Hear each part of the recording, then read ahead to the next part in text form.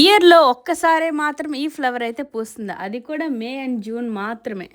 ఈరోజు నేను మీకు చూపిస్తున్నాను చాలా స్పెషల్ ఫ్లవర్. ఈ ఫ్లవర్ పేరేంటంటే స్కాడాక్సిస్ మల్టీఫ్లోరస్. దీన్నే బ్లడ్ లిల్లీ అలాగే ఫైర్ బాల్ లిల్లీ కూడా అంటారు. ఇది చూడటానికి చిన్న చిన్న పువ్వులు కలిసి ఒక బంతిలా ఉండి అలాగే ఇది ఫైర్ వర్క్ లా కనిపిస్తుంది కదా. నార్మల్గా ఏవైనా మనం మొక్కలు పెంచితే ఫస్ట్ ఆకులు వస్తాయి, ఆ తర్వాత ఫ్లవర్స్ వస్తాయి. కానీ ఈ ఫ్లవర్కి ఉండే స్పెషాలిటీ ఏంటంటే ఫస్ట్ మనకి ఫ్లవర్స్ వచ్చి ఆ తర్వాత ఆకులు వస్తాయి. ఇది మోస్ట్లీ ఆఫ్రికా అలాగే ఇండియాలో మాత్రమే పెరుగుతుంది. ఒకటి గమనించాల్సిన విషయం ఏంటంటే దీనికి వాటర్ ఎక్కువైతే పోయకూడదు, లైట్గా ఉండాలి, కానీ ఎక్కువ ఎండ కూడా పడకూడదు. ఈ ఫ్లవర్ ఏంటంటే చాలా రోజుల పాటు ఉండదు, కొన్ని రోజులు మాత్రం ఉంటుంది. అందుకే ఇది చాలా స్పెషల్ ఫ్లవర్ అంటారు. అండ్ దీని లీవ్స్ ఏవైతే ఉన్నాయో చూడటానికి అచ్చం బనానా లీవ్స్ లానే ఉంటాయి.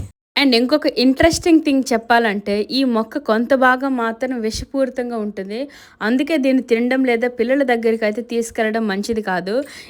ఇది ఎక్కువగా నీడలో లేదా సెమీ షాడ్లో బాగా పెరుగుతుంది.